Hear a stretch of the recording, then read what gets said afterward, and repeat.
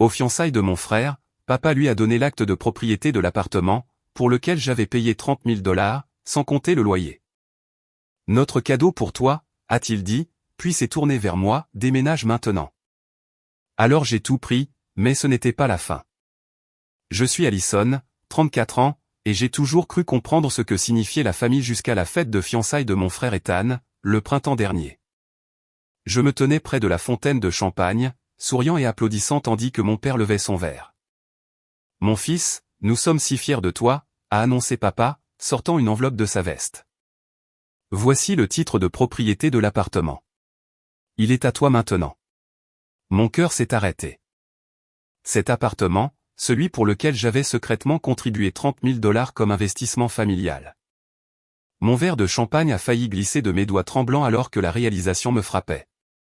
Mon propre père venait de donner quelque chose que j'avais aidé à payer sans même reconnaître mon sacrifice. Avant de plonger dans cette histoire, d'où nous regardez-vous? Appuyez sur le bouton j'aime et abonnez-vous si vous vous êtes déjà senti trahi par quelqu'un en qui vous aviez confiance. Croyez-moi, ce qui s'est passé ensuite vous montrera exactement comment les dynamiques familiales peuvent se cacher sous la surface jusqu'à ce qu'un moment change tout. Laissez-moi revenir en arrière et brosser un tableau complet de ma famille et de la façon dont nous en sommes arrivés à ce moment dévastateur lors de la fête de fiançailles. J'ai toujours été la plus responsable. En tant qu'analyste financière chez Berkshire Financial, j'ai gravi les échelons au cours de la dernière décennie grâce à la discipline et au travail acharné. 3 mois seulement avant la fête de fiançailles, j'avais reçu une promotion au poste d'analyste senior, accompagnée d'une belle augmentation de salaire. J'ai toujours été prudente avec l'argent, en suivant mes dépenses dans des feuilles de calcul détaillées, en maximisant mes contributions à mon 401k et en augmentant régulièrement mon compte d'épargne. L'indépendance financière a été mon objectif depuis que j'ai vu ma colocataire d'université lutter contre les dettes après que ses parents les coupaient sans avertissement. Mon frère Ethan est une toute autre histoire. 2 ans plus jeune que moi, à 32 ans, il a toujours été l'enfant chéri. Charmant, extraverti et le favori évident de mon père. Pendant que je faisais des heures supplémentaires et suivais des cours du soir pour faire avancer ma carrière, Ethan jonglait entre des idées de start-up, une application de livraison de nourriture qui a échoué en 6 mois, une entreprise de crypto-monnaie qui a mystérieusement disparu. Et plus récemment, une entreprise de coaching de vie avec exactement 3 clients. Malgré ses échecs, papa parle toujours de l'esprit d'entreprise et de la vision d'Ethan. Et surtout, papa le tire toujours d'affaire financièrement. Notre père, George, a bâti une entreprise de construction prospère à partir de rien. Il est fier, têtu et a des vues très traditionnelles sur la famille. Dans son esprit, Ethan reprendra un jour l'entreprise familiale. Bien qu'Ethan n'ait montré aucun intérêt ni aptitude pour la construction, papa se voit en Ethan, ou plutôt voit ce qu'il veut voir. Avec moi, c'est différent. Il respecte ma stabilité financière, mais minimise souvent mes réalisations avec des commentaires comme « c'est bien, ma chérie » avant de changer rapidement de sujet pour parler de la dernière entreprise d'Ethan. Maman, Linda, essaie d'équilibrer le favoritisme évident de papa. Elle m'appelle en privé pour me féliciter de mes réussites professionnelles et se souvient toujours de mon anniversaire avec des cadeaux attentionnés. Mais en famille, elle contredit rarement papa. Des années de mariage à sa personnalité autoritaire l'ont transformée en conciliatrice familiale plutôt qu'en partenaire égal dans les décisions parentales. Puis il y a Samantha, la fiancée d'Ethan, la fille d'un chirurgien éminent. Elle vient de l'argent et s'attend à maintenir ce style de vie. Quand elle et Ethan ont commencé à sortir ensemble il y a 2 ans, il est devenu évident que l'appartement modeste d'Ethan n'impressionnerait ni elle ni ses parents. C'est à ce moment-là que papa a commencé à parler d'aider Ethan à déménager dans un meilleur quartier. L'appartement en question se trouve à Westlake Heights, un quartier chic qu'Ethan n'aurait jamais pu se permettre avec ses revenus inconsistants. 3 chambres, une cuisine gastronomique et un balcon avec vue sur la ville. Il criait le succès d'une manière que la carrière réelle d'Ethan ne faisait pas. Le prix d'achat était de 480 000 $, bien au-delà des moyens d'Ethan. Il y a 8 mois, papa m'a appelé pour prendre un café à notre endroit habituel, le Riverside Café. Il semblait inhabituellement sérieux en remuant son café noir. « Allison, j'ai besoin de ton aide pour quelque chose d'important » a-t-il dit, la voix basse. Je rassemble des fonds pour un appartement pour Ethan. C'est un investissement solide dans un quartier en croissance. La famille le possédera ensemble, mais Ethan y vivra pour l'instant. Il me manque environ 30 000 $ et je sais que tu as économisé. J'ai hésité, pensant à la compte que j'avais accumulée pour mon propre logement.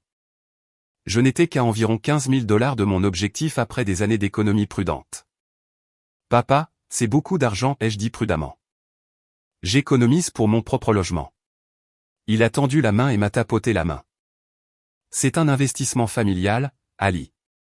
Ton argent ne disparaîtra pas. Il va dans une propriété qui prendra de la valeur. Nous mettrons tout par écrit. D'ailleurs, tu te débrouilles si bien, et Ethan a besoin de ce coup de pouce en ce moment. Les parents de Samantha posent déjà des questions sur sa situation de vie. Contre mon meilleur jugement, j'ai accepté. J'ai transféré 30 000 $ à mon père le lendemain, avec l'entente que j'aurais une propriété partielle dans la propriété. Il n'y a jamais eu de documentation formelle, juste la parole de mon père, que, jusqu'à la fête de fiançailles, je n'avais jamais eu de raison de douter. Pendant ce temps, je continuais à vivre dans mon modeste appartement d'une chambre à Riverdale, prenant le bus pour aller travailler pendant qu'Ethan conduisait la BMW que papa l'avait aidé à louer. Je me suis dit que le sacrifice était temporaire. L'appartement était un investissement familial, et ma contribution me reviendrait avec des intérêts un jour. Au cours des mois précédant la fête de fiançailles, Ethan et Samantha sont devenus de plus en plus concentrés sur la création d'une image parfaite.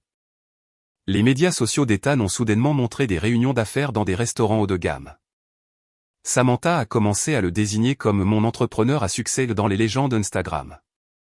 L'appartement est devenu leur pièce maîtresse, bien qu'Ethan ait rarement mentionné que papa en avait financé la majeure partie. J'ai reporté mes propres projets d'achat de maison, me disant que j'étais une sœur solidaire. J'ai même aidé Ethan à meubler l'endroit, trouvant des offres sur des meubles de qualité grâce à mon réseau. Quand Ethan a demandé Samantha en mariage avec une bague en diamant que je savais qu'il ne pouvait pas se permettre, j'ai soupçonné que papa avait aussi aidé à cela, mais je me suis tu. La famille s'entraide, n'est-ce pas? La semaine précédant la fête de fiançailles, j'ai passé des heures à aider maman avec les préparatifs malgré une échéance cruciale au travail. Je suis resté debout jusqu'à 2 heures du matin pour terminer mon projet, puis je me suis levé à 7 heures du matin pour récupérer le gâteau personnalisé qu'Ethan et Samantha voulaient. Personne ne m'a remercié. C'était attendu. Allison gère toujours les détails. Je ne savais pas que mes années à être la fille et la sœur fiable et solidaire allaient culminer avec la trahison la plus douloureuse de ma vie. La fête de fiançailles a eu lieu au Bellevue Gardens, un lieu si cher que j'avais haussé les sourcils quand Ethan l'avait mentionné. Ne t'inquiète pas, avait-il dit, papa s'en occupe. Bien sûr, il s'en occupait. Des lustres en cristal pendaient du plafond, projetant une douce lumière sur des tables rondes drapées de soie couleur champagne. Un quatuor à cordes jouait doucement dans un coin. Des arrangements floraux de roses blanches et d'hortensias ornaient chaque surface. La préférence de Samantha, ce qui, je le savais, coûtait une fortune. J'avais passé la matinée à aider la coordinatrice d'événements à organiser les marque-places et les sacs cadeaux, m'assurant que tout était parfait malgré 4 heures de sommeil. La famille de Samantha était venue en force. Son père, le docteur Wilson, dans son costume sur mesure, sa mère dégoulinante de diamants, et au moins 20 membres de la famille élargie qui semblaient tous avoir des dents parfaites et des montres chères. Notre côté était plus petit, quelques associés de papa, des amis du club de lecture de maman et une poignée de cousins que nous ne voyions qu'aux grands événements. Ethan était beau dans son costume ajusté, son bras constamment autour de la taille de Samantha alors qu'il recevait les félicitations. J'ai porté une robe bleue que j'avais trouvée en liquidation, et je me suis coiffé moi-même, me sentant un peu déplacé au milieu de toute cette opulence, mais heureuse pour mon frère néanmoins. La première heure s'est passée assez agréablement. J'ai bavardé avec des cousins, complimenté les parents de Samantha sur leur fille, et maintenu le verre de vin de maman rempli pendant qu'elle papillonnait nerveusement entre les conversations. Papa tenait la cour près du bar, racontant ses histoires de vie typiques à quiconque voulait écouter. Puis vint le moment des discours. Maman passa la première, les yeux embués et émus, accueillant Samantha dans la famille. Le père de Samantha suivit avec un discours élégant sur le mariage et l'engagement qui semblait partiellement répété. Plusieurs amis offrirent des histoires embarrassantes et des vœux de bonheur. Finalement, papa s'avança au centre de la pièce, verre de champagne levé. Le silence se fit immédiatement. George Taylor avait une présence imposante après des décennies à diriger des chantiers de construction. Quand Ethan n'était qu'un petit garçon, commença-t-il, sa voix résonnant sans microphone. Je savais qu'il était destiné à la grandeur. Il a toujours eu de la vision, toujours visé les étoiles.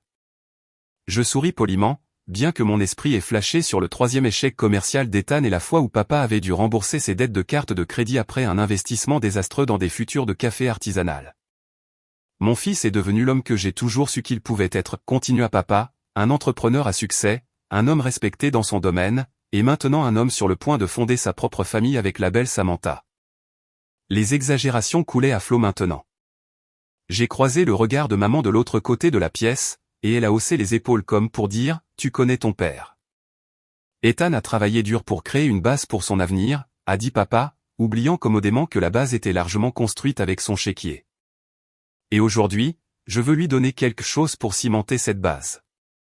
Papa a plongé la main dans la poche de sa veste et en a sorti une enveloppe.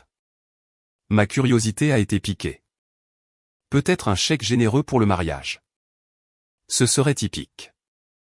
Mon fils, je suis fier de te donner ceci, a dit papa, la voix chargée d'émotion en tendant l'enveloppe à Ethan.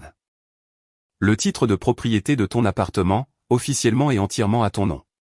Sans condition, sans prêt à rembourser. C'est à toi, libre et clair. Tu mérites cette belle maison pour commencer ta vie avec Samantha. La pièce a éclaté en applaudissements. Samantha a poussé un petit cri et a jeté ses bras autour du cou d'Ethan.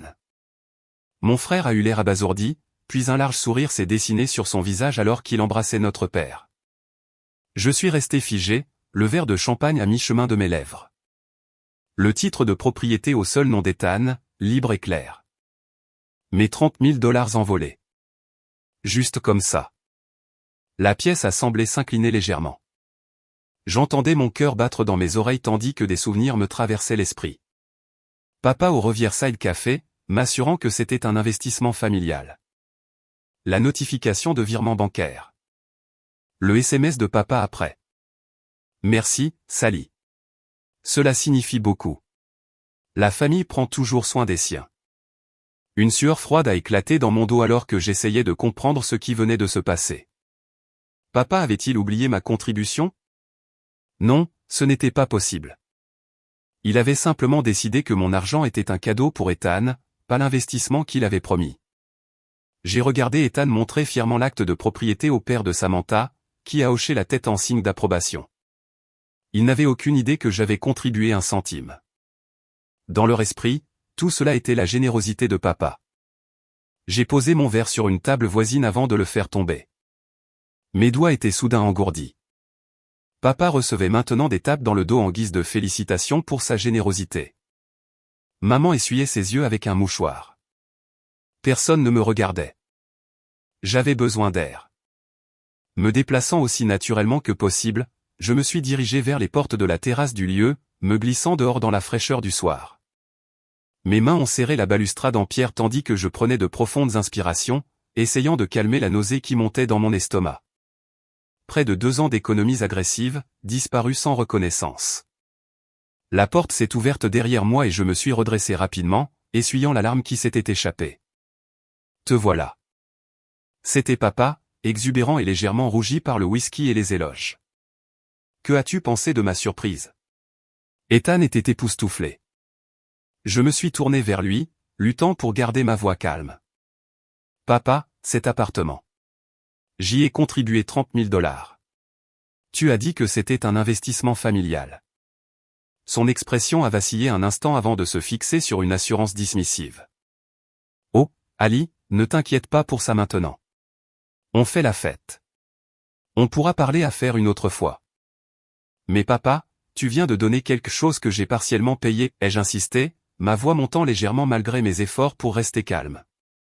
Il a froncé les sourcils, jetant un coup d'œil par-dessus son épaule pour s'assurer que nous étions seuls. Baisse la voix. Ce n'est ni le moment ni l'endroit. Nous réglerons ça plus tard. Je te le promets. Il m'a tapoté l'épaule. Maintenant, reviens à l'intérieur et sois heureuse pour ton frère. Ne fais pas de ça une affaire personnelle. Avant que je ne puisse répondre, la mère de Samantha est apparue à la porte. Georges, le photographe veut une photo de famille. Papa m'a lancé un regard d'avertissement avant d'afficher un sourire. J'arrive, Judith. Allison, nous serons juste à l'intérieur. Je suis resté seul sur la terrasse, l'ampleur de la trahison m'envahissant. Il ne s'agissait pas seulement d'argent. Il s'agissait de valeur. Mes contributions, financières et autres, ne signifiaient rien comparé au bonheur d'Ethan. Je suis retourné à la fête en pilote automatique, souriant mécaniquement pour les photos, refusant les offres de danse. À 22h30, j'ai trouvé des excuses, prétextant une réunion tôt le lendemain. Mais nous n'avons pas encore coupé le gâteau, a protesté Samantha, clairement agacée que quelqu'un quitte sa fête si tôt. Je suis vraiment désolé. Je ne peux vraiment pas rester, ai-je dit, en l'embrassant sur la joue, puis Ethan. Félicitations encore. Ethan était trop absorbé par sa bonne fortune pour remarquer quoi que ce soit d'anormal. Merci d'être venu, ma sœur. Papa n'est-il pas le meilleur? Je ne m'attendais pas à ça. J'ai hoché la tête, ne me faisant pas confiance pour parler davantage, et j'ai pris la fuite. Dans ma voiture, la façade s'est effondrée. Les larmes coulaient sur mon visage tandis que je frappais le volant. Toutes ces années à être la responsable, la fille fiable, ne m'avaient valu que d'être tenue pour acquise. J'avais été naïf de faire confiance à la parole de papa sans documentation, mais la trahison était plus profonde que la perte financière. Mon propre père avait rejeté ma contribution comme si elle ne signifiait rien. Je suis rentré chez moi hébété, du mascara coulant sur mes joues, me demandant comment je pourrais affronter ma famille à nouveau, et si je le voulais même. Les jours suivant la fête de fiançailles furent un tourbillon de troubles émotionnels. J'ai appelé mon travail pour me déclarer malade le lundi, ce que je n'avais fait que 2 fois dans ma carrière, incapable d'affronter mes collègues ou mes feuilles de calcul, tandis que mon esprit rejouait sans cesse le mépris désinvolte de papa à l'égard de mes préoccupations. J'ai appelé papa plusieurs fois, chaque appel allant directement à la messagerie vocale. Mes messages recevaient des réponses brèves et évasives. Occupé sur le chantier aujourd'hui. Parlons-en ce week-end. Tu en fais trop, Ali. Mercredi, j'étais de retour au travail, mais je fonctionnais en pilote automatique.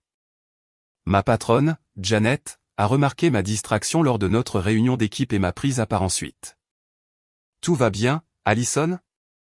Tu as manqué une erreur de calcul sur les projections de Dempsey, ce n'est pas ton genre. Je me suis excusé et j'ai mis ça sur le compte du manque de sommeil, ne voulant pas exposer mon drame familial au travail. Ce soir-là, j'ai finalement réussi à joindre maman au téléphone. Maman, savais-tu que papa donnait à Ethan la pleine propriété de l'appartement? Celui auquel j'ai contribué 30 000 $. Un long silence a suivi avant qu'elle ne soupire lourdement. Je l'ai découvert le matin de la fête, Allison. Je lui ai dit qu'il devrait en discuter avec toi d'abord, mais tu connais ton père, une fois qu'il a une idée en tête. Mais maman, c'était mon argent. Il a promis que c'était un investissement familial. Ma voix s'est brisée d'émotion. Je sais, ma chérie. Ce n'était pas juste. Une autre pause.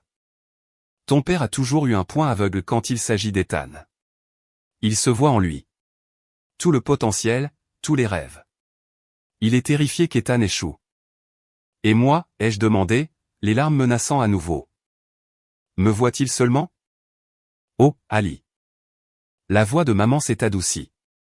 Il te voit comme la forte, celle qui n'a pas besoin d'aide. Ce n'est pas juste, je sais. La conversation a continué alors que maman révélait des schémas que j'avais pressentis, mais jamais pleinement reconnus. Comment papa avait payé toute l'éducation universitaire d'Ethan tout en insistant pour que je demande des bourses et que je travaille à temps partiel parce que tu es si responsable, Ali. Tu l'apprécieras davantage si tu le gagnes. Comment mon cadeau pour mon 16e anniversaire avait été une Toyota d'occasion à faible consommation d'essence, tandis que celui d'Ethan avait été une Jeep neuve parce que les garçons sont plus durs avec les voitures. Comment papa avait rejeté mes bulletins de notes avec un bon travail cursif, mais avait encadré l'essai d'anglais d'Ethan, noté C+, parce que le professeur l'avait qualifié de créatif. Pourquoi n'as-tu jamais rien dit? J'ai demandé à maman, qu'elle avait vu cela se produire mais était restée silencieuse. J'ai essayé à ma manière, a-t-elle dit doucement. Mais ton père et moi, c'est compliqué.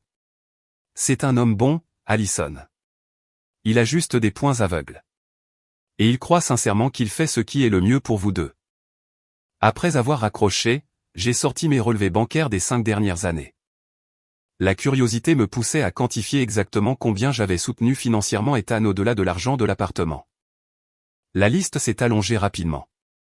Un prêt de 2 000 $ pour la réparation d'urgence de la voiture d'Ethan, jamais remboursé. 1 500 $ pour la conception de son site web professionnel. Promis d'être remboursé lorsque l'entreprise décollerait. 800 $ pour un costume pour d'importantes réunions d'investisseurs. 3 200 $ couvrant son loyer lorsque sa troisième entreprise a échoué. 750 $ pour le cadeau d'anniversaire de Samantha lorsqu'il était temporairement à court d'argent. Plus d'innombrables dîners, courses et trajets Uber que j'avais payés sans y penser à 2 fois. Le total, y compris l'argent de l'appartement, dépassait 45 000 $, presque l'intégralité de mon fonds d'acompte pour ma propre maison. J'ai regardé le chiffre avec incrédulité. Comment avais-je pu laisser cela arriver? Pourquoi n'avais-je jamais exigé de remboursement ou même de reconnaissance? Le lendemain, j'ai déjeuné avec ma meilleure amie Cara dans notre restaurant thaïlandais préféré. Après avoir écouté toute l'histoire, elle a posé sa fourchette et m'a regardé sérieusement. Allison, tu dois confronter ton père correctement. Pas à une fête, pas au téléphone. Assieds-toi avec lui, muni de documents, et réclame ton argent. Mais il dira simplement que c'était pour aider la famille, ai-je protesté. Il me fera me sentir égoïste de demander. Et c'est exactement le schéma que tu dois briser, a insisté Cara. Ta famille t'a appris à donner et à donner sans rien attendre en retour. Ils ont profité de ta générosité et de ta responsabilité. Au fond, je savais qu'elle avait raison. Il ne s'agissait pas seulement d'argent. Il s'agissait de respect, d'être valorisé autant que mon frère. Cette nuit-là, j'ai rédigé un email à mon père. Je l'ai gardé professionnel, listant ma contribution à l'appartement, joignant le reçu du virement bancaire et demandant formellement le remboursement dans les 30 jours. J'ai présenté 3 plans de remboursement potentiels, montrant la même acuité financière que j'appliquais au travail. Pas de langage émotionnel, pas d'accusation, juste des faits. Mon doigt a hésité sur le bouton envoyer pendant plusieurs minutes avant que je ne clique finalement. Un étrange mélange d'anxiété et de soulagement m'a envahi. J'avais fait le premier pas pour me défendre, même si cela signifiait perturber la dynamique familiale établie depuis des décennies. La réponse est venue en moins d'1 heure. Nous en discuterons dimanche au dîner. 17 h, maman fait le rôti de Pau. Les lignes de bataille étaient tracées. Le dîner de dimanche marquerait soit ma récupération financière, soit endommagerait de manière permanente ma relation avec ma famille. Aucune des deux options ne me semblait particulièrement attrayante, mais ne rien faire n'était plus une option. Le dîner du dimanche chez mes parents était une tradition mensuelle depuis que j'avais déménagé après l'université. D'habitude, c'était une affaire relativement agréable avec la cuisine de maman, les histoires de papa sur le travail et des nouvelles générales. Ce dimanche s'est senti différent dès que je me suis garé dans l'allée. Le camion de papa et la berline de maman étaient garés à leurs places habituelles, mais la BMW d'Ethan était là aussi, ainsi que le SUV Mercedes blanc de Samantha. Mon estomac s'est serré. Je ne m'attendais pas à ce qu'il soit là. Bien qu'avec le recul, j'aurais dû savoir que papa voudrait des alliés. J'étais préparé. Mon portefeuille en cuir contenait des relevés bancaires imprimés, une copie des SMS où papa avait explicitement qualifié l'appartement des investissements familiales, et une lettre formelle demandant le remboursement que j'avais fait notarier juste au cas où. Maman a ouvert la porte avant que je ne puisse frapper, le visage tendu par l'anxiété. Ils sont dans la salle à manger, a-t-elle murmuré, me serrant brièvement dans ses bras. S'il te plaît, essaie de rester calme, quoi qu'il arrive. Le tableau de la salle à manger semblait faussement normal. Papa en bout de table, le couvert de maman à l'extrémité opposée, Ethan et Samantha d'un côté. La chaise vide en face d'eux m'attendait. La bonne porcelaine et les verres en cristal de maman suggéraient qu'elle essayait de maintenir un sens de l'occasion malgré la tension. La voilà, a dit papa en entrant, sa voix forcée et joviale. Nous parlions justement des projets de mariage. Samantha a hoché la tête froidement, sa bague de fiançailles attrapant la lumière alors qu'elle tendait la main vers son verre d'eau. Ethan m'a adressé un sourire incertain qui n'atteignait pas ses yeux. J'ai pris place, posant mon portefeuille à côté de mon assiette. Je pensais que nous discutions de la situation de l'appartement, ai-je dit doucement mais fermement. Le sourire de papa s'est resserré. Nous y viendrons. Le dîner de famille passe avant. Ta mère a travaillé dur sur ce repas. Maman est apparue avec le rôti de peau et pendant les 20 minutes suivantes, nous nous sommes livrés au repas le plus tendu de ma vie. Samantha a discuté des lieux de mariage pendant que je tournais la nourriture dans mon assiette. Ethan a mentionné un nouveau contact d'affaires pendant que papa hochait la tête en signe d'approbation. Personne n'a reconnu l'éléphant dans la pièce avant le dessert. La tarte aux pommes de maman, mon plat préféré d'habitude, que je pouvais à peine goûter. Alors, a dit papa finalement, posant sa fourchette. J'ai reçu ton email, Allison. Franchement, je suis déçu. Ce n'est pas comme ça que la famille gère les choses. J'ai pris une profonde inspiration. Comment la famille devrait-elle gérer les choses, papa? En faisant des promesses qu'elle n'a pas l'intention de tenir? Son visage s'est renfrogné. Je ne t'ai jamais promis la propriété de cet appartement. J'ai demandé de l'aide pour une dépense familiale, et tu as accepté. J'ai ouvert mon portefeuille et j'ai glissé les messages textes imprimés. Tu as spécifiquement appelé ça un investissement familial et tu as dit que mon argent ne disparaîtrait pas. Tu as dit, et je cite, « Nous mettrons tout par écrit et point. » Papa a à peine jeté un coup d'œil au papier. Investissement dans l'avenir de la famille, dans l'avenir de ton frère, ce qui profite à tout le monde. Comment exactement donner un appartement gratuit à Ethan me profite-t-il, ai-je demandé, luttant pour garder ma voix calme. La famille s'entraide, a dit papa, comme s'il récitait une vérité fondamentale. Quand tu avais besoin d'un appareil dentaire, nous avons payé. Quand tu voulais aller à cette université chère, nous t'avons soutenu. J'ai eu des bourses pour 70% de mes frais de scolarité, et j'ai travaillé à temps partiel pour le reste, lui ai-je rappelé. Et l'appareil dentaire est un soin de santé de base pour un enfant, pas un luxe. Le fait est, a continué papa comme si je n'avais pas parlé. Nous ne tenons pas de livre de compte dans cette famille. Ethan a plus besoin de cet appartement que toi de cet argent en ce moment. Tu te débrouilles bien. Tu as un emploi stable. Il construit quelque chose à partir de zéro, et la famille de Samantha a certaines attentes. Donc, ma sécurité financière est moins importante que d'impressionner les parents de Samantha. Les mots sont sortis plus vifs que je ne l'avais voulu. Samantha s'est redressée sur sa chaise. Excusez-moi. Il ne s'agit pas d'impressionner mes parents. Il s'agit pour Ethan d'avoir une maison appropriée pour que nous puissions commencer notre vie ensemble. Une maison qu'il n'aurait pas pu se permettre sans une aide significative, ai-je souligné, une aide qui, apparemment, incluait 30 000 $ de mon argent pour lesquels je n'ai jamais été remercié, jamais reconnu, et que je ne récupérerai pas maintenant. L'expression d'Ethan est passée de défensive à confuse. Attends, tu as mis de l'argent pour l'appartement? Papa a dit qu'il avait tout couvert. Il s'est tourné vers notre père. Papa? Papa a bougé inconfortablement. Je gère les finances. Les détails ne sont pas importants. Ils le sont pour moi, ai-je insisté, puis m'adressant directement à Ethan. Papa m'a demandé de l'aide pour la compte. J'ai contribué 30 000 $ de mes économies avec l'entente que c'était un investissement familial. Puis à votre fête de fiançailles, il t'a donné le titre de propriété sans mentionner ma contribution. Ethan a eu l'air sincèrement choqué. Ali, je n'en avais aucune idée. Je le jure. Oh, s'il te plaît, a interrompu Samantha, roulant des yeux. C'est évidemment une question de jalousie. Tu es célibataire, tu vis dans ce petit appartement pendant qu'Ethan et moi nous marions et avons une belle maison. Maintenant tu veux gâcher notre fête avec ces chipotages financiers. 30 000 $ n'est pas un chipotage, ai-je répondu, ma façade de calme se fissurant. C'est une somme d'argent considérable que j'ai économisée pendant des années pour l'accumuler. L'argent va et vient, a dit papa en me congédiant. La famille est éternelle. J'ai aidé Ethan parce qu'il en avait besoin. Je ferai la même chose pour toi, Allison, si tu en avais besoin. Mais c'est bien ça. J'en ai besoin. J'économise pour mon propre logement depuis des années, et cela m'a beaucoup retardé.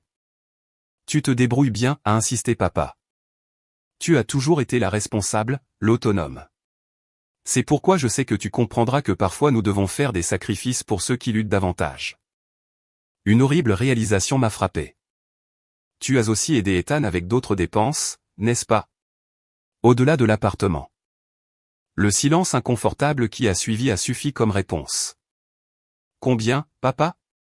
Combien lui as-tu donné au fil des ans? La mâchoire de papa s'est serrée. C'est entre Ethan et moi. Maman, qui était restée silencieuse pendant l'échange, a finalement pris la parole. George. Allison mérite de savoir. Ce n'est pas juste. Papa lui a jeté un regard d'avertissement, mais elle a tenu bon. Non, George. Je suis restée silencieuse trop longtemps. Dis-lui.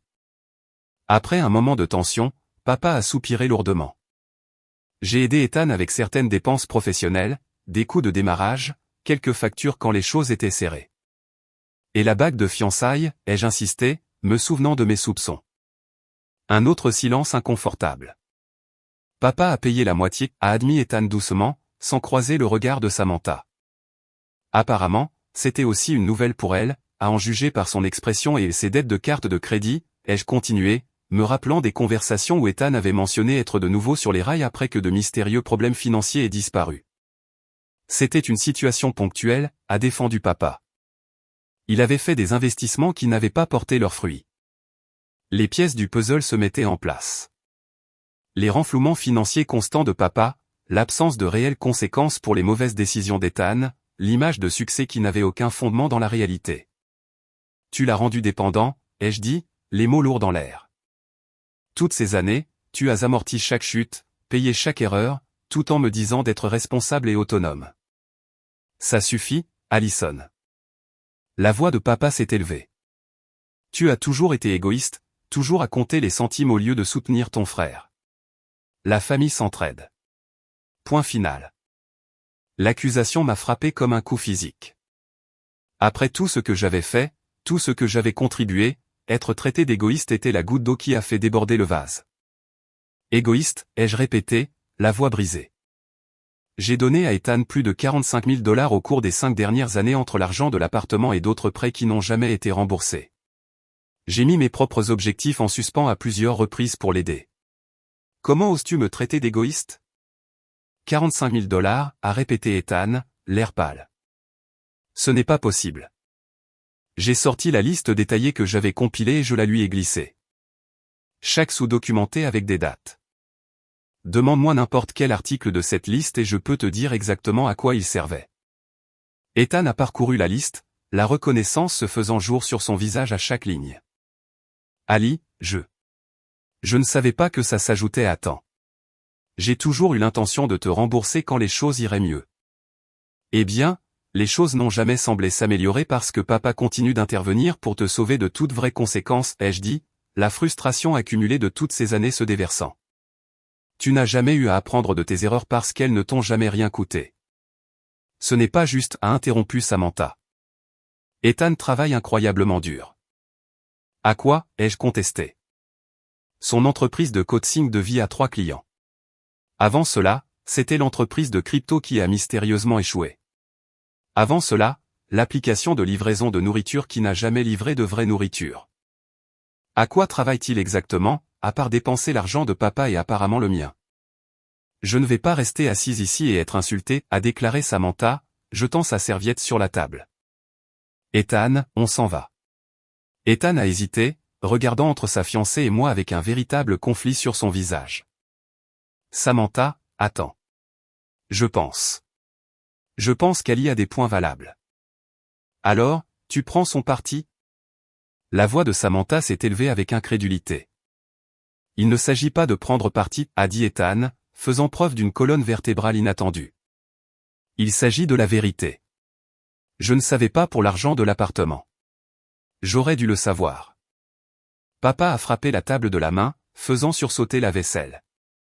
L'appartement est à toi, Ethan. Fin de la discussion. Si Allison veut faire une affaire d'État en aidant son propre frère, c'est son choix.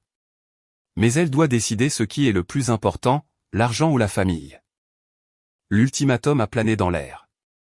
Dans l'esprit de papa, je pouvais soit laisser tomber la question et maintenir l'harmonie familiale, soit poursuivre mon argent et être qualifié d'avidé de source de discorde.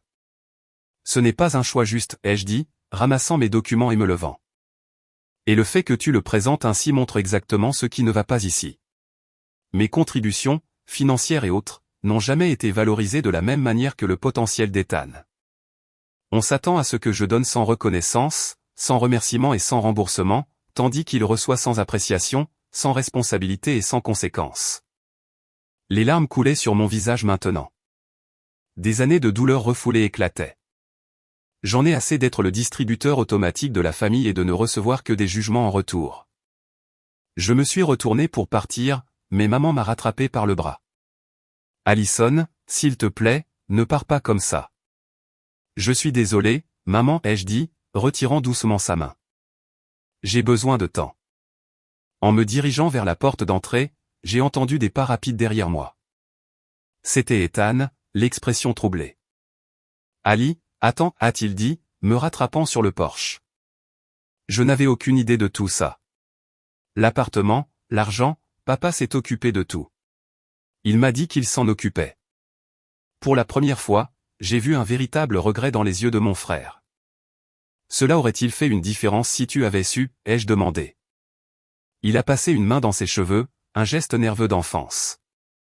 J'aimerais le croire. Je n'ai jamais eu l'intention de profiter de toi, Ali. Tu es ma sœur.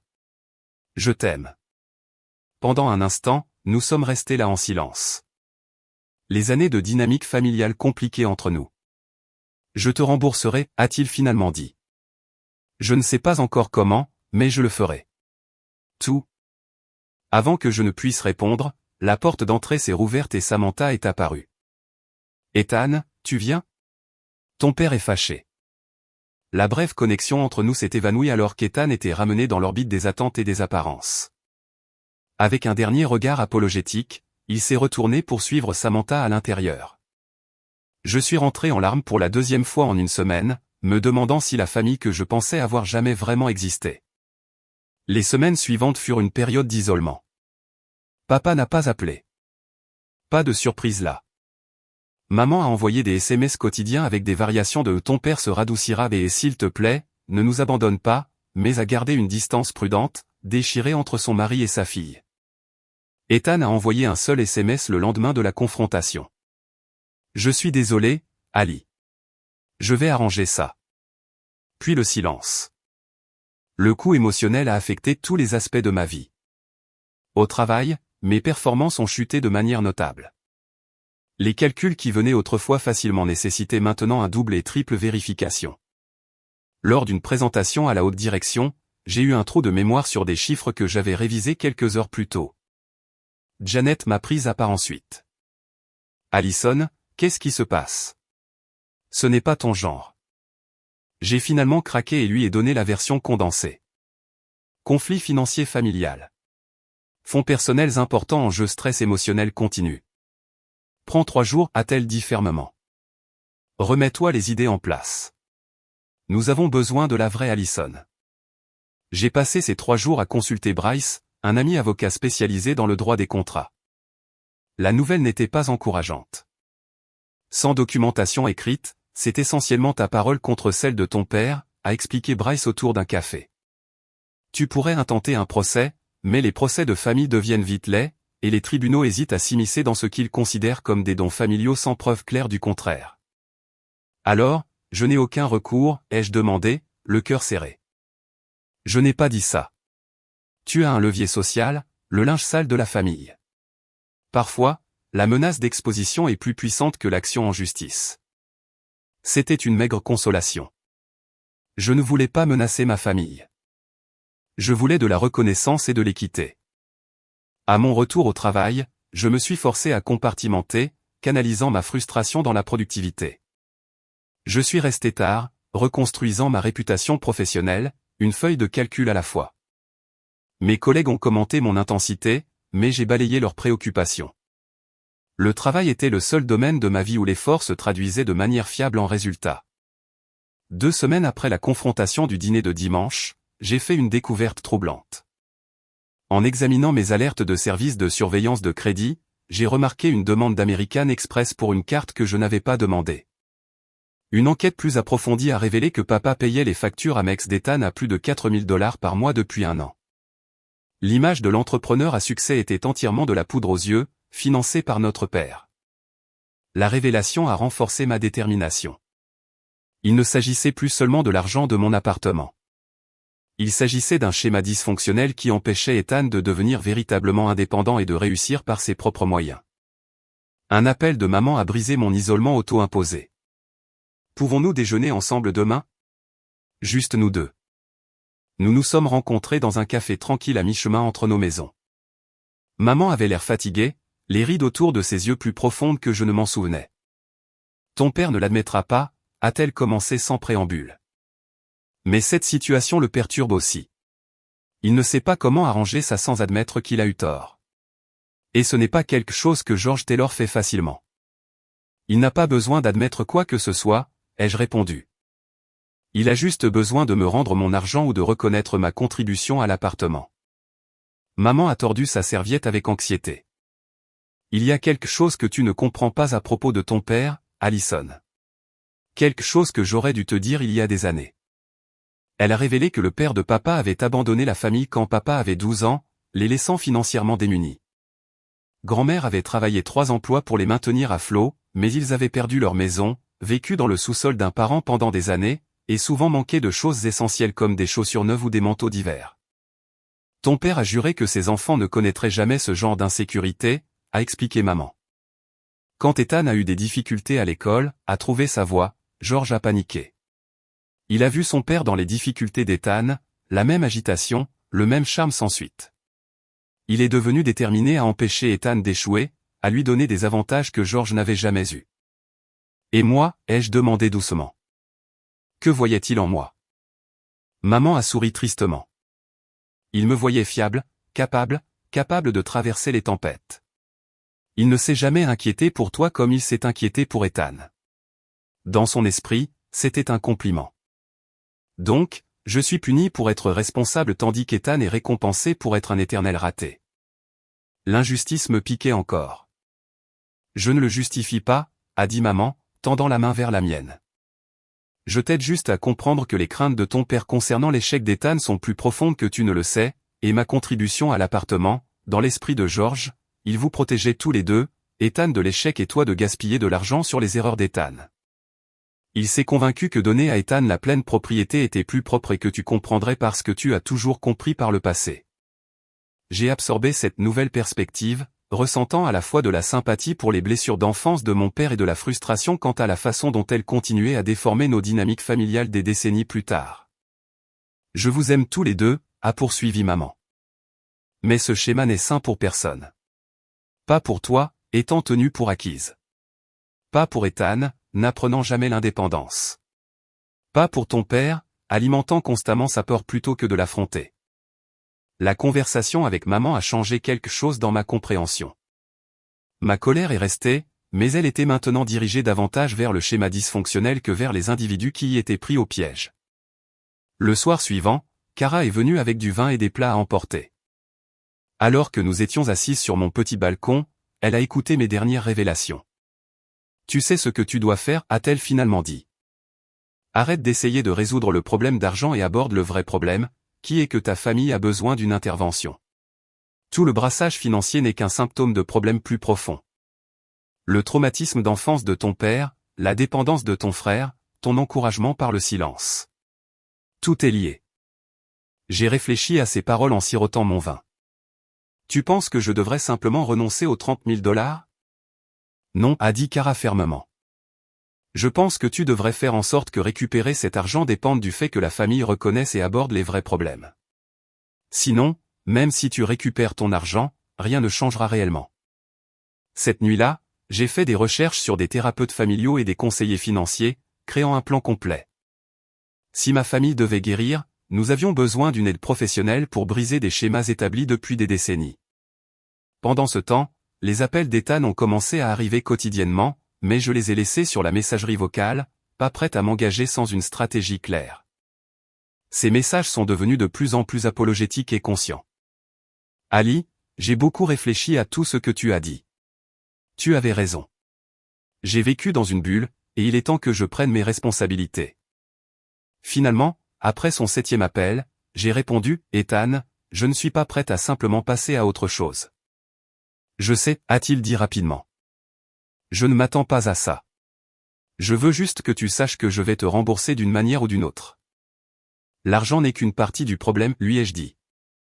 Le vrai problème, c'est le schéma dans lequel nous sommes tous coincés. Une pause. J'y ai pensé aussi. Beaucoup, en fait. Samantha et moi avons eu des conversations difficiles à propos de la réalité, de qui je suis vraiment par rapport à qui ses parents pensent que je suis, à propos des finances. Sa voix s'est baissée. Elle parle de reporter le mariage jusqu'à ce que je sois plus établi par mes propres moyens. C'était le premier signe que la confrontation avait suscité une véritable réflexion chez mon frère. Je sais que 30 000, c'est beaucoup, a-t-il continué. Mais je promets, un jour. Un jour ne suffit pas, Ethan, ai-je interrompu. J'ai besoin d'un plan concret. Je sais, a-t-il soupiré. J'y travaille. Ne m'abandonne pas encore. D'accord? Après avoir raccroché, j'ai finalisé ma stratégie. Il ne s'agissait pas de choisir entre l'argent et la famille, comme papa l'avait présenté. Il s'agissait de redéfinir ce que notre famille pouvait être, une famille basée sur l'honnêteté, le respect mutuel et un soutien sincère plutôt que sur la peur et les apparences. J'ai passé la soirée à rechercher des thérapeutes familiaux spécialisés dans les conflits financiers et les schémas générationnels. J'en ai trouvé un qui proposait des consultations initiales par chat vidéo et j'ai pris rendez-vous pour moi-même, pas encore prête à impliquer les autres, mais voulant des conseils professionnels sur la façon de les aborder. Le temps des approches indirectes et de l'acceptation silencieuse était révolu. La famille avait besoin d'une remise à zéro complète et j'étais prête à en être le catalyseur, quel qu'en soit le coût. Une semaine plus tard, j'ai envoyé un email formel à mes parents, Ethan et Samantha. Je demande une réunion de famille ce samedi à 14 h chez maman et papa. Ce n'est pas négociable. J'ai des informations importantes à partager qui nous concernent tous. Veuillez confirmer votre présence. À ma surprise, tout le monde a accepté sans protester. Peut-être ont-ils senti la détermination dans mon ton. Ou peut-être étaient-ils tous aussi fatigués de la tension que moi. Je suis arrivé 15 minutes en avance, installant mon ordinateur portable et un petit projecteur que j'avais emprunté au travail dans le salon. J'avais créé une présentation PowerPoint détaillée, avec des graphiques, des chronologies et des projections financières, abordant le problème familial avec la même rigueur analytique que j'appliquais à mes projets professionnels. Maman m'a accueilli avec un câlin nerveux. « Qu'est-ce que c'est que tout ça, Allison ?» Juste quelques supports visuels pour notre discussion, ai-je répondu, testant le projecteur. Papa est entré, observant l'installation avec lassitude mais sans rien dire. Il a pris son fauteuil habituel, les bras croisés de manière défensive. Maman s'est perchée sur le bord du canapé, les mains serrées dans son giron. Ethan et Samantha sont arrivés en dernier. Il avait l'air fatigué, des cernes sous les yeux suggérant des nuits blanches. L'apparence habituellement parfaite de Samantha montrait des signes de tension, ses cheveux tirés en arrière négligemment, son expression tendue. Une fois tout le monde assis, j'ai pris une profonde inspiration et j'ai commencé. Merci à tous d'être venus. J'ai passé les dernières semaines à faire des recherches que je pense que nous devons tous voir. J'ai cliqué sur la première diapositive, flux financier de la famille Taylor, 2018 à 2023. Un diagramme complexe montrait de l'argent circulant de papa vers Ethan, de moi vers Ethan, et occasionnellement de papa vers moi avec des montants et des dates exactes. Ceci est une représentation visuelle des interactions financières de notre famille au cours des 5 dernières années, ai-je expliqué. Comme vous pouvez le voir, il y a un schéma clair. Papa a bougé inconfortablement. Allison, est-ce vraiment nécessaire? Oui, ça l'est, ai-je dit fermement. Nous ne pouvons pas réparer ce que nous ne reconnaissons pas. La diapositive suivante montrait un graphique à barres comparant l'aide financière qu'Ethan et moi avions reçue de nos parents depuis la fin de nos études universitaires. La disparité était frappante.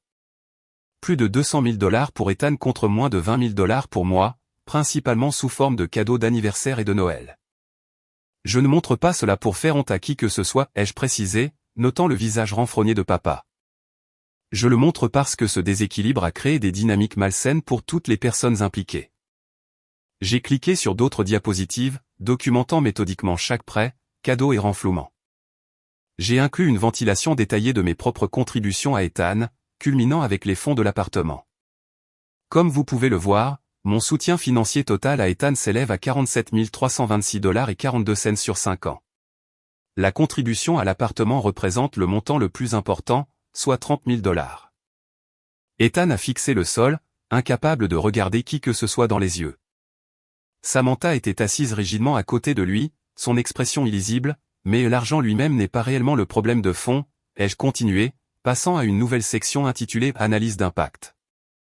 J'y avais créé un organigramme des causes et effets montrant comment les renflouements financiers constants avaient créé un cycle de dépendance pour Ethan, d'anxiété pour papa, de ressentiment pour moi, et de comportement d'encouragement à la dépendance de notre part à tous. Ce schéma a empêché Ethan de faire face aux conséquences naturelles et d'en tirer des leçons. Il a maintenu papa piégé dans un cycle de peur concernant le succès d'Ethan. Il m'a appris que mes contributions, financières et autres, sont attendues mais non valorisées. Et il a créé une fausse réalité qui ne peut être maintenue. Papa a finalement éclaté. C'est ridicule. Transformer la famille en une sorte d'analyse corporative. Tu as toujours été froide avec tes feuilles de calcul et tes calculs, Allison, mais là, tu vas trop loin. George a interrompu maman doucement. Laisse-la finir. Je suis resté calme, ayant anticipé cette réaction. Papa, je comprends que ce soit inconfortable, mais parfois nous devons voir les schémas objectivement avant de pouvoir les changer. J'ai continué avec ma diapositive sur les solutions proposées, qui incluait 1. Reconnaissance formelle de ma contribution à l'appartement. 2. Un plan de remboursement structuré pour les 30 000 $. 3. Des conseils financiers pour Ethan.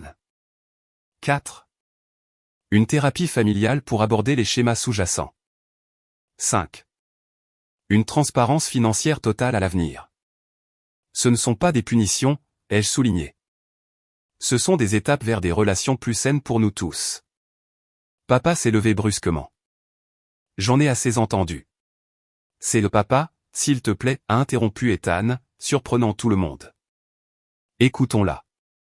Je pense qu'Ali a raison sur beaucoup de choses. Papa a regardé Ethan avec incrédulité. Tu prends son parti?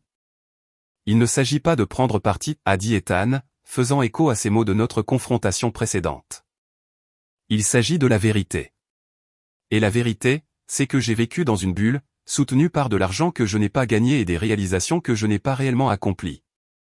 Samantha a bougé à côté de lui et il s'est tourné vers elle. Tu sais que c'est vrai, samedi. Nous en avons parlé toute la semaine. Samantha s'est éclairci la gorge. Monsieur et Madame Taylor, Ethan et moi avons eu des conversations difficiles ces derniers temps concernant notre avenir. Elle a tordu nerveusement sa bague de fiançailles. Je pense que nous devons reporter le mariage. La bombe est tombée dans le silence. Papa s'est affaissé dans son fauteuil, visiblement choqué. De quoi parles-tu, a-t-il finalement réussi à dire. J'aime Ethan, a continué Samantha.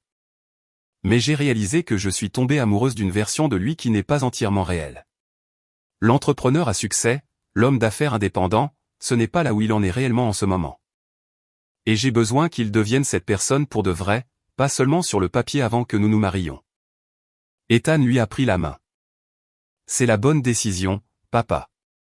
J'ai besoin de me tenir debout sur mes propres jambes, vraiment debout, pas seulement faire semblant pendant que tu me soutenais financièrement. Le visage de papa était passé du rouge au pâle, d'une pâleur alarmante. Il a tiré sur son col, sa respiration devenant difficile. George. Maman était à côté de lui instantanément.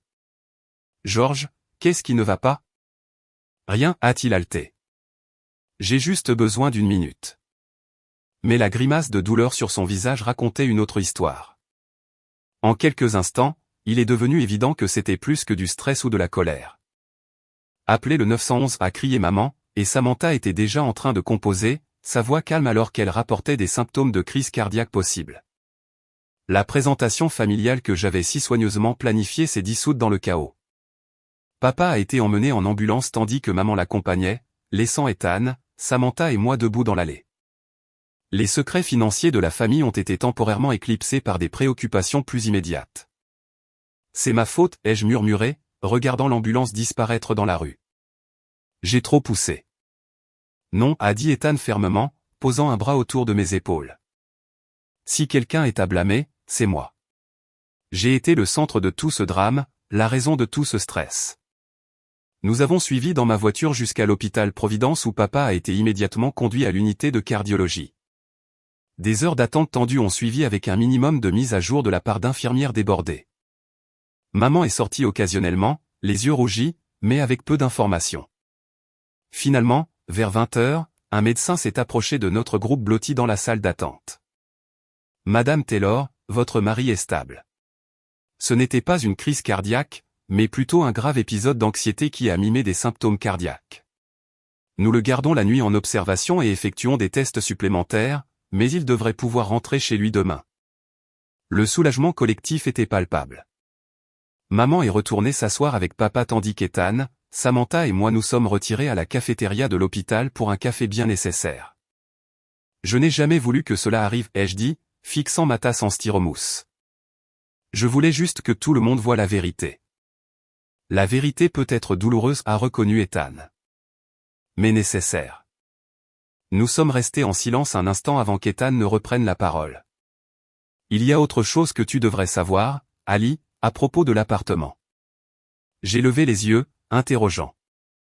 Le titre de propriété? Il n'a pas encore été transféré. Papa m'a donné l'enveloppe à la fête de fiançailles, mais à l'intérieur, il n'y avait qu'une lettre disant que l'acte serait transféré après le mariage. Une sorte de chose fiscale. Cette révélation m'a frappé comme un choc physique. Donc, techniquement, l'appartement n'est pas encore à ton nom. Non, il est toujours au nom de papa. Il a juste fait l'annonce pour les faits. L'ironie était presque trop forte. Tout ce conflit pour un acte qui n'avait même pas changé de main. Quand nous avons été autorisés à voir papa plus tard dans la soirée, il paraissait diminuer dans son lit d'hôpital, des fils de surveillance attachés à sa poitrine, sa présence habituellement imposante atténuée par une blouse d'hôpital et l'environnement humble. Papa, ai-je commencé timidement. Je suis tellement désolé pour aujourd'hui. Je n'ai jamais voulu causer cela. Il a repoussé mes excuses d'une main faible. Ce n'est pas ta faute, Ali. Le docteur dit que j'ignorais les symptômes de stress depuis des mois. C'était inévitable, d'une manière ou d'une autre. Il m'a fait signe de m'approcher. Sa voix s'est abaissée. Ta présentation? Elle m'a ouvert les yeux. Douloureuse, mais révélatrice. J'ai cligné des yeux de surprise. Vraiment? J'ai passé ma vie à essayer d'être différent de mon père, a-t-il continué. Il nous a abandonnés, nous a laissés sans rien. J'ai juré que je serais toujours là pour mes enfants, que je m'assurerais toujours qu'ils aient ce dont ils avaient besoin. Ses yeux se sont remplis de larmes, quelque chose que je n'avais jamais vu auparavant. Mais je pense que j'étais tellement concentré à ne pas répéter ces erreurs que j'en ai commis de complètement différentes. J'ai rendu Ethan dépendant au lieu de lui donner les moyens d'être autonome. Et je t'ai tenu pour acquise parce que tu me rappelais ta mère. Forte, capable, n'ayant jamais besoin d'être secourue. Maman, qui était assise tranquillement à son chevet, a tendu la main pour lui serrer la main. Nous avons tous les deux fait des erreurs, George. Papa m'a regardé directement. L'appartement, tu as raison à propos de ta contribution. Ce n'était pas juste de t'exclure. Et la vérité est, il a hésité, regardant maman, qui a hoché la tête encourageamment. La vérité est que l'entreprise de construction a eu des difficultés au cours de la dernière année. J'ai donné de l'argent que je ne pouvais pas vraiment me permettre de donner. La dernière pièce du puzzle s'est mise en place. La générosité excessive de papa envers Ethan n'était pas seulement une question de favoritisme ou de traumatisme d'enfance. C'était une façade, une tentative de maintenir l'image du patriarche à succès, même si sa propre entreprise chancelait. « Pourquoi ne nous l'as-tu pas dit ?» ai-je demandé. Fierté, a-t-il admis simplement. Je ne pouvais pas supporter que l'un d'entre vous me voie échouer. À ce moment-là, la mythologie familiale dans laquelle nous avions tous vécu a commencé à s'effondrer. Mon père n'était pas le pourvoyeur infaillible qu'il avait prétendu être. Ethan n'était pas l'entrepreneur à succès qu'il avait été dépeint, et je n'étais pas la fille froide et calculatrice que j'avais été étiquetée pour avoir remis en question le récit. Nous n'étions que des gens, imparfaits, effrayés, et enfin face à la vérité. 2 semaines après l'incident de santé de papa, nous nous sommes réunis pour notre première séance de thérapie familiale officielle. Le docteur Maura Fleming, spécialiste des systèmes familiaux et des conflits financiers, avait accepté de nous prendre en charge après que j'ai expliqué notre situation. Son bureau était un terrain neutre. Personne n'avait l'avantage du terrain qui avait souvent influencé nos discussions précédentes. Papa avait été réticent au début, mais maman avait tapé du poing sur la table d'une manière que j'avais rarement vue auparavant. Ce n'est pas facultatif, George. Pas si tu veux guérir cette famille et ta santé. Nous nous sommes assis en demi-cercle face au docteur Fleming, papa et maman à une extrémité, Ethan au milieu et moi à l'autre extrémité. Samantha avait choisi de ne pas participer, estimant qu'il s'agissait d'un problème familial fondamental qui devait être résolu avant qu'elle ne puisse se réengager dans les dynamiques familiales d'Ethan. Je tiens à reconnaître le courage qu'il faut aux familles pour demander de l'aide, a commencé le docteur Fleming. Vous faites déjà preuve d'une force formidable en étant ici. Pendant les 90 minutes suivantes, le docteur Fleming nous a guidés à travers une conversation structurée sur nos perceptions et nos expériences. Nous avons chacun partagé notre version du récit familial, souvent avec des différences surprenantes dans la façon dont nous nous souvenions des événements clés. Papa a lutté visiblement quand son tour est venu. Je pensais faire la bonne chose, a-t-il dit, sa voix inhabituellement calme. Soutenir Ethan parce qu'il en avait plus besoin. Pousser Allison à être indépendante parce qu'elle en était capable. Mais je vois maintenant que j'ai créé une dynamique injuste. Et comment vous sentez-vous à propos de cette prise de conscience, George, a demandé le docteur Fleming. Papa m'a regardé, les yeux humides, honteux, et triste qu'il ait fallu qu'Allison atteigne son point de rupture et ma crise de santé pour que je le voie. Nous avons établi des objectifs concrets pour notre thérapie, aborder la situation de l'appartement, créer des limites financières plus saines, améliorer la communication et traiter les schémas émotionnels qui avaient défini nos relations pendant des décennies. En quittant cette première séance, papa m'a prise à part sur le parking. Je veux que tu saches que j'ai demandé à mon avocat d'ajouter ton nom au titre de propriété de l'appartement, reflétant ta contribution. C'est la bonne chose à faire. La reconnaissance signifiait plus que l'argent ne l'aurait jamais pu, même si j'appréciais les deux. Merci, papa. Après 3 autres séances hebdomadaires, Ethan a fait une annonce surprenante. J'ai décidé de vendre l'appartement. Quoi? Papa a eu l'air sincèrement choqué. Mais nous venons de régler la question de la propriété. C'est exactement pourquoi, a expliqué Ethan. Maintenant qu'il est correctement reconnu comme appartenant en partie à Allison, la bonne chose à faire est de le vendre. De lui rembourser son investissement plus les intérêts et d'utiliser ce qui reste comme un véritable acompte pour un endroit que Samantha et moi pouvons vraiment nous permettre seuls. J'ai regardé mon frère, reconnaissant à peine cette nouvelle version responsable de lui. Ethan, es-tu sûr? C'est un bel appartement. C'est un bel appartement que je n'ai pas gagné, a-t-il répondu simplement. Et y vivre serait un rappel constant des anciens schémas que nous essayons de briser. Papa a commencé à protester mais s'est ravisé. C'était l'ancien schéma. Papa essayant de résoudre les problèmes pour Ethan, essayant de préserver l'image qu'il avait créée plutôt que de laisser Ethan faire ses propres choix et en tirer des leçons. Si c'est ce que tu veux, mon fils, a-t-il finalement dit. C'est ta décision et celle d'Allison puisque tu es copropriétaire maintenant. J'ai hoché la tête en signe d'accord. Je pense que c'est une bonne décision, Ethan. L'appartement a été mis en vente la semaine suivante. Pendant ce temps, d'autres changements se déroulaient. Ethan avait pris un emploi dans une entreprise de marketing d'un ami.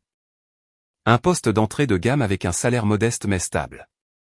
C'était le premier emploi conventionnel qu'il avait occupé depuis l'université. Et bien qu'il manquait le glamour de l'entrepreneur, il venait avec quelque chose de plus précieux, un revenu légitime et l'opportunité d'apprendre une entreprise de A à Z plutôt que d'essayer d'en lancer une sans expérience. Papa voyait régulièrement un cardiologue et avait fait venir un partenaire pour l'aider à gérer l'entreprise de construction, réduisant son stress et ses heures. Maman avait commencé à assister à un groupe de soutien pour les conjoints de patients cardiaques où elle trouvait sa voix d'une manière qui commençait à se traduire aussi dans nos dynamiques familiales. Je me suis retrouvé à traiter des émotions complexes, une vindication mêlée de tristesse pour ce que notre famille aurait pu être si nous avions abordé ces problèmes des années plus tôt. Lors de notre 5e séance de thérapie, j'ai craqué en discutant de cette perte. J'ai l'impression que nous avons gâché tant d'années à maintenir cette façade, ai-je sangloté. Papa faisant semblant que l'entreprise était florissante alors qu'elle ne l'était pas, Ethan faisant semblant d'être un succès alors qu'il luttait. Moi faisant semblant d'être d'accord d'être tenu pour acquise alors que je nourrissais du ressentiment. Nous aurions pu nous soutenir mutuellement au lieu de soutenir ces fausses images. Mais vous ne perdez plus de temps, a souligné doucement le docteur Fleming. C'est la victoire ici. Beaucoup de familles ne parviennent jamais à briser ces schémas. Elle avait raison, bien sûr. Et des moments de véritable connexion émergeaient qui semblaient entièrement nouveaux. Papa a appelé pour me demander conseil sur une décision commerciale, valorisant mon expertise financière pour la première fois. Ethan et moi déjeunions chaque semaine, reconstruisant notre relation fraternelle sur des bases plus honnêtes. Maman a commencé à partager ses propres rêves et projets plutôt que de se concentrer uniquement sur la médiation entre nous. L'appartement s'est vendu plus rapidement que prévu, bénéficiant d'un projet de développement de quartier qui avait augmenté la valeur des propriétés. Après avoir remboursé mes 30 000 $ plus 3 ans d'intérêt, Ethan s'est retrouvé avec suffisamment d'argent pour un modeste acompte sur un condo plus petit qui reflétait mieux sa situation financière réelle. Papa a commencé à me traiter avec un nouveau respect, faisant des efforts pour reconnaître mes réalisations et mes contributions qui avaient auparavant été négligées. Lors d'un dîner de famille, maintenant tenu dans un restaurant pour soulager maman de la pression, il a porté un toast à ma récente promotion au travail. À Allison, a-t-il dit, levant son verre d'eau pétillante, l'alcool étant maintenant restreint par son médecin, dont l'acuité financière j'aurais dû apprécier bien plus tôt, et dont la force et l'intégrité j'admire profondément. Ces mots m'ont fait monter les larmes aux yeux. C'était la reconnaissance que je cherchais depuis des années, non seulement pour mon argent, mais pour mon caractère et mes contributions. Même Samantha et moi avons développé un rapport prudent. Le mariage étant reporté indéfiniment et Ethan travaillant à une véritable indépendance, leur relation était entrée dans une phase plus honnête. Samantha m'a avoué autour d'un café qu'elle avait été attirée par l'image d'Ethan en homme d'affaires prospère en partie parce que cela correspondait aux attentes de ses parents. J'apprends à séparer ce que je veux réellement de ce que je pense devoir vouloir, a-t-elle avoué. Ethan fait la même chose. C'est douloureux mais nécessaire. C'est le thème de notre famille ces jours-ci, ai-je répondu avec un petit sourire. Des vérités douloureuses mais nécessaires. La transformation de la famille n'était ni parfaite ni complète. Papa retombait occasionnellement dans ses vieilles habitudes d'essayer de diriger la vie de chacun. Maman revenait parfois à la conciliation plutôt qu'à la vérité lorsque les tensions montaient. Ethan avait des moments de droit et d'attente, et je me repliais parfois dans une analyse froide lorsque les émotions devenaient accablantes. Mais nous essayions. Nous nous voyions clairement, peut-être pour la première fois, et nous établissions de nouvelles limites et de nouveaux schémas qui permettaient à chacun de nous d'être authentique plutôt que de jouer les rôles qui nous avaient été assignés. Quand j'ai reçu le chèque de la vente de l'appartement, j'ai ressenti un sentiment de clôture qui allait au-delà de la résolution financière. Il ne s'agissait pas seulement de l'argent. Il s'agissait de reconnaissance, de respect et du début d'un système familial plus sain. 6 mois après cette fête de fiançailles fatidique, je me tenais dans le hall d'un modeste immeuble de 2 étages dans le quartier de Riverdale, les clés en main, entouré de ma famille.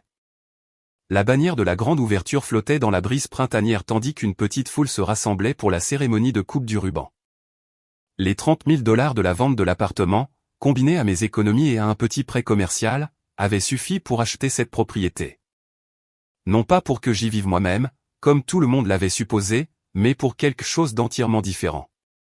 Mesdames et messieurs, ai-je adressé à la foule rassemblée, qui comprenait les médias locaux et des représentants de la communauté. Bienvenue à l'ouverture de Cornerstone Housing, des appartements abordables pour les parents isolés qui travaillent à bâtir leur stabilité financière.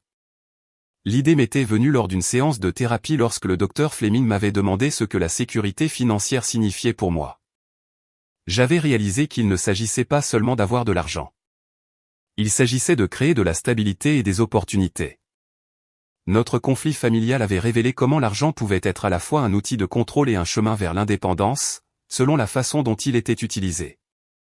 Cornerstone est né de mon propre parcours avec la famille, les finances et la recherche d'un but, ai-je continué. Parfois, les plus grands défis de la vie mènent à des cadeaux inattendus si nous sommes prêts à en tirer des leçons. J'ai jeté un coup d'œil à ma famille, debout au premier rang.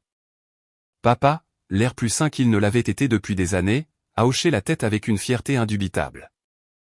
Une fierté réelle, pas la performance de fierté qu'il avait souvent montrée envers les entreprises d'Ethan. Maman essuyait des larmes, rayonnantes. Ethan se tenait le bras autour de Samantha, tous deux me regardant avec une admiration sincère. Après avoir coupé le ruban, j'ai fait visiter l'établissement, y compris la salle communautaire où se tiendraient les cours de littératie financière et la petite aire de jeu que nous avions installée à l'arrière. Papa s'est approché de moi alors que la foule commençait à se disperser. Allison, c'est extraordinaire. Tu as créé quelque chose de significatif à partir de ce qui a commencé comme un conflit familial. Je suis si fier de toi. Ces mots, Je suis si fier de toi, prononcé avec une émotion authentique plutôt qu'une reconnaissance obligatoire, signifiait tout. J'ai eu de bons professeurs, ai-je répondu. Même les leçons douloureuses m'ont appris quelque chose de précieux. Le développement le plus surprenant avait été l'implication d'Ethan dans le projet. Une fois l'appartement vendu et mon investissement remboursé, il m'avait fait une offre inattendue. Je veux aider ton projet de logement, avait-il dit. Je ne suis pas très utile avec les finances, mais je connais le design et le marketing. Laisse-moi contribuer de cette façon. Et il l'avait fait. Ethan avait créé de belles brochures soulignant le programme, conçu le site web et utilisé ses compétences en réseautage pour obtenir des dons de meubles et d'appareils électroménagers auprès d'entreprises locales. C'était la première fois que nous collaborions vraiment en tant qu'égaux, chacun apportant ses forces sans compétition ni ressentiment. Papa avait aussi contribué, offrant son expertise en construction lorsque nous avions rencontré des problèmes structurels pendant la rénovation. Maman avait organisé une journée de bénévolat pour peindre et décorer la salle communautaire. Même Samantha avait aidé, utilisant ses contacts pour organiser la couverture médiatique de l'ouverture. Alors que je remettais les clés à Tracy, une mère célibataire de 2 enfants et notre première locataire, le symbolisme ne m'a pas échappé. Les clés représentaient l'accès, l'opportunité et l'indépendance. Tout ce pourquoi j'avais lutté lors de ma confrontation avec ma famille. Cet appartement est magnifique, a dit Tracy, les yeux écarquillés alors qu'elle explorait l'unité lumineuse de 2 chambres. Je n'aurais jamais pensé pouvoir me permettre un endroit aussi sûr dans un bon quartier scolaire. C'est exactement pourquoi Cornerstone existe, lui ai-je dit. Tout le monde mérite une base sur laquelle construire. Plus tard, alors que nous célébrions avec une petite réception dans la salle communautaire, je me suis retrouvé un peu à l'écart, observant ma famille interagir avec les locataires et les partenaires communautaires. Papa expliquait les fenêtres à économie d'énergie à un membre du conseil local. Maman aidait l'enfant d'une locataire avec une assiette de biscuits. Ethan décrivait avec enthousiasme le programme d'éducation financière à un journaliste. Il n'était pas parfait. Aucun d'entre nous ne l'était, mais ils étaient authentiques maintenant d'une manière qu'ils n'avaient jamais été auparavant. La façade s'était effondrée, révélant des personnes imparfaites mais sincères essayant de grandir et de se connecter. Samantha s'est approchée, me tendant un verre de cidre pétillant. C'est vraiment incroyable, Allison. Tu as créé quelque chose de vraiment spécial. Merci, ai-je répondu. Ce n'est pas ce que j'avais initialement prévu de faire avec cet argent, mais je pense que c'est mieux. Elle a hoché la tête pensivement. Ethan et moi apprenons que parfois le chemin inattendu est le bon. Nous parlons de réduire considérablement nos projets de mariage, quelque chose de petit et de significatif au lieu d'être ostentatoire. Cela semble parfait, ai-je dit, et je le pensais. Le chemin depuis ce moment dévastateur de la fête de fiançailles jusqu'à ce jour de célébration n'avait été ni droit ni facile. Il y avait eu des séances de thérapie douloureuses où des blessures vieilles de plusieurs décennies ont été rouvertes. Il y avait eu des revers lorsque d'anciens schémas se sont brièvement réaffirmés. Il y avait eu des moments où je me demandais si la guérison était vraiment possible. Mais debout dans ce bâtiment qui représentait à la fois mon indépendance financière et mon engagement à aider les autres à atteindre la leur, j'ai ressenti un sentiment de paix que je ne savais pas possible. La trahison qui avait initialement semblé être la fin de mon monde était devenue le catalyseur de la transformation. Non seulement pour moi, mais pour toute ma famille. Alors que le soleil commençait à se coucher, projetant une lumière dorée à travers les fenêtres de la salle communautaire, papa a teinté son verre pour attirer l'attention. J'aimerais proposer un toast, a-t-il dit, sa voix ferme mais émue.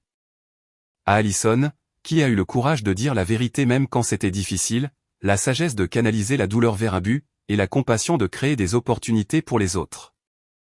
Tu as appris à ce vieil homme que la véritable force familiale ne vient pas du maintien des apparences, mais du fait d'affronter la réalité ensemble. Nous avons levé nos verres alors que je retenais mes larmes. Le voyage n'était pas terminé. La vraie croissance ne l'est jamais. Mais nous avions trouvé notre chemin vers un nouveau départ, bâti sur la vérité plutôt que sur l'illusion. Quelle est votre histoire de conflit financier familial? Avez-vous déjà vécu une trahison qui a finalement conduit à un changement positif? J'adorerais entendre vos expériences dans les commentaires ci-dessous. N'oubliez pas d'aimer, de vous abonner et de partager si cette histoire a résonné en vous. Parfois, les moments les plus douloureux de nos vies deviennent les portes de notre plus grande croissance. Merci d'avoir fait partie de ce voyage et j'espère que mon histoire apportera perspective ou réconfort à quiconque fait face à des défis similaires avec sa propre famille.